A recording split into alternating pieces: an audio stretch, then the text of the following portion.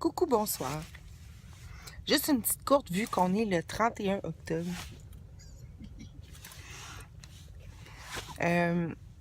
Aujourd'hui, j'écrivais suite à une vidéo de Frank Lopvet. Tu sais, il y a le mot love, mais avec un PT, pas un PT, ouais, un PT de plus. PT, tu sais. OK.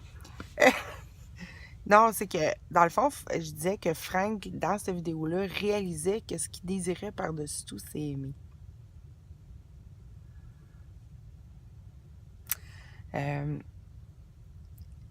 Parce qu'aimer, en réalité, c'est d'être ce qu'on est, déjà.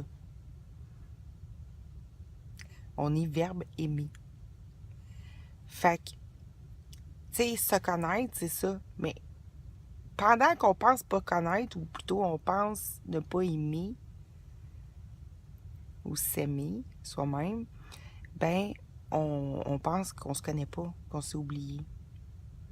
Ben, on en retrouve la mémoire en aimant, en faisant ce qu'on est, automatiquement.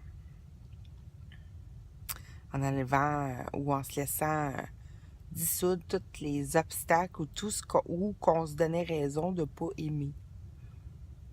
Tu sais, de justifier la colère, la peur, tu sais, où c'est qu'on n'aime pas, où c'est qu'on a peur de l'autre, où c'est qu'on a peur de soi, où c'est qu'on a peur du futur, où c'est qu'on est en colère parce que ça n'a pas tourné comme on voudrait, où c'est qu'on... Ben, tout ça. Dans le fond, où c'est qu'on se pense pas aimer, où c'est qu'on se pense haïr et tout ça.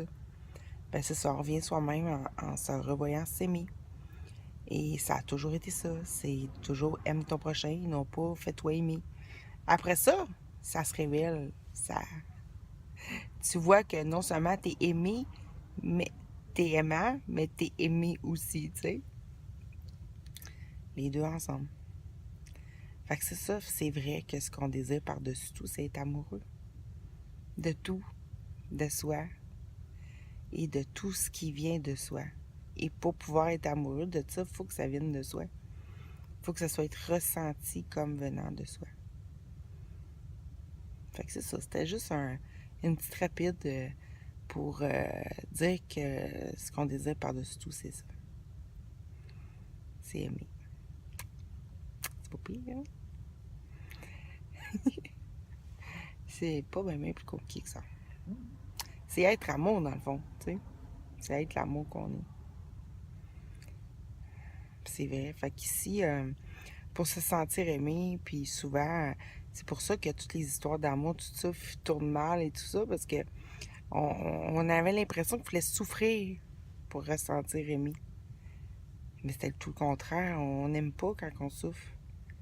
En réalité, on a soit de la rancœur contre soi, soit de la rancœur contre quelque chose d'autre, mais on n'aime pas, on se ressent pas aimé. Ça veut pas dire qu'on n'aime pas, c'est pas vrai. On est toujours en état d'amour, mais on a justifié, pas justifié, mais on a jugé que c'était pas ça. Fait qu'on passe tous les jugements aussi qu'on n'arrêtait pas de dire partout, non, ça c'est pas l'amour. Non, ça j'aime pas. Ça, non, ce qu'il faut. On peut pas aimer. Mais on peut avoir une très grande diversité dans tout ce qu'on aime, tu sais. Pas obligé d'être plate. Mais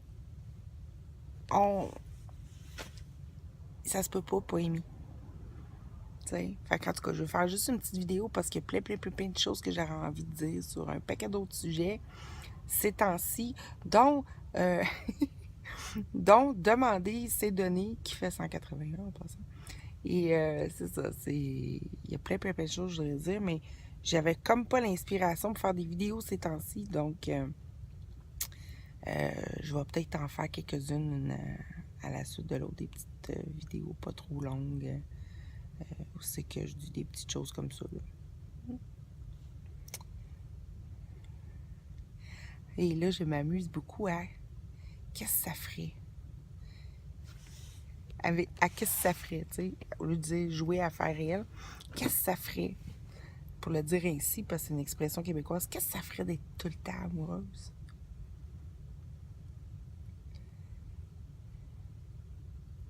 Tout le temps, totalement amoureuse de tout.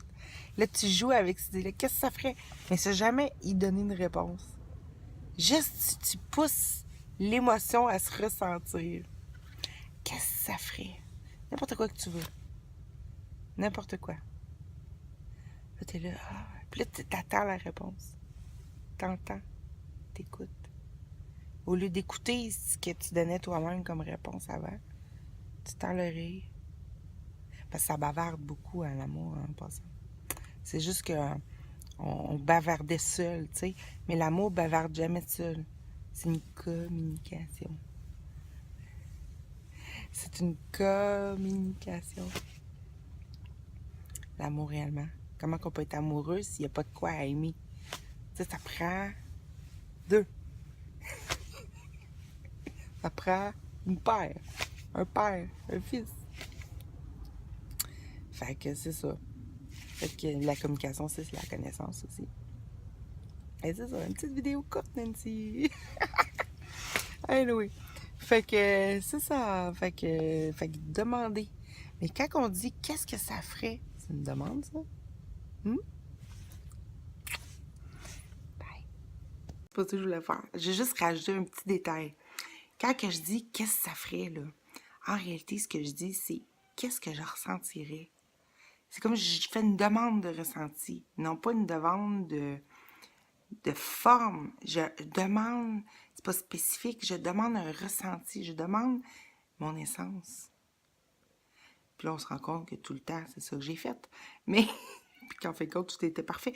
Mais pareil, je demande un ressenti. Qu'est-ce que ça me ferait?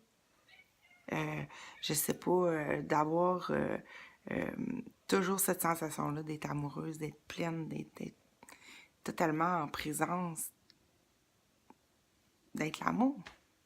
Tu sais, mais ça peut être sur n'importe quelle forme concrète aussi. Tu sais, qu'est-ce que ça ferait si, je sais pas, j'aurais le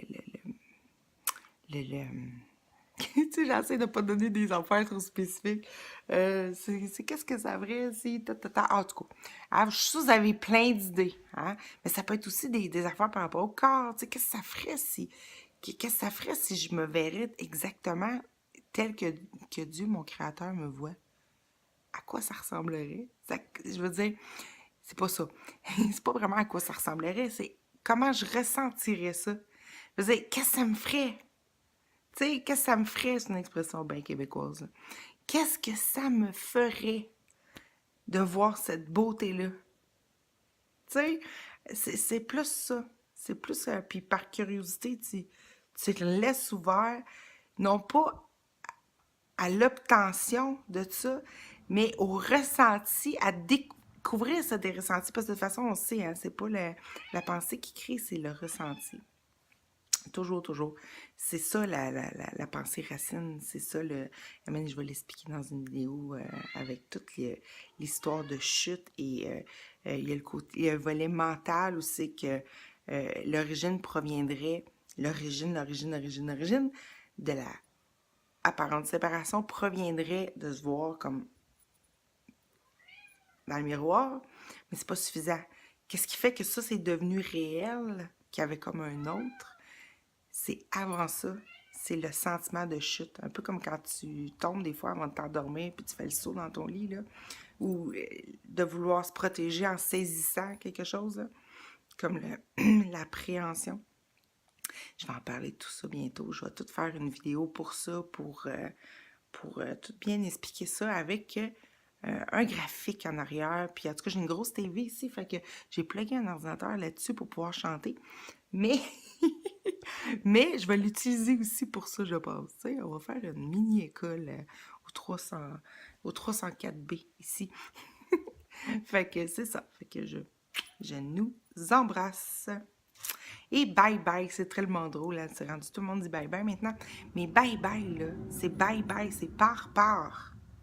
Mais pas une part, pas quelque chose d'à part, mais une part. C'est comme, où on part, on s'en va. C'est comme une, à partir de, à partir. Hein? C'est-tu assez intérieur, ça? Donc, un bye bye par moi-même. Tu sais, je veux dire, c'est bon. On se comprend, c'est quoi bye? Je parle de la prononciation anglaise, bien sûr. Fait que bye bye. De moi à moi. Bon, c'est ça que ça veut dire. C'est de l'inclusion totale.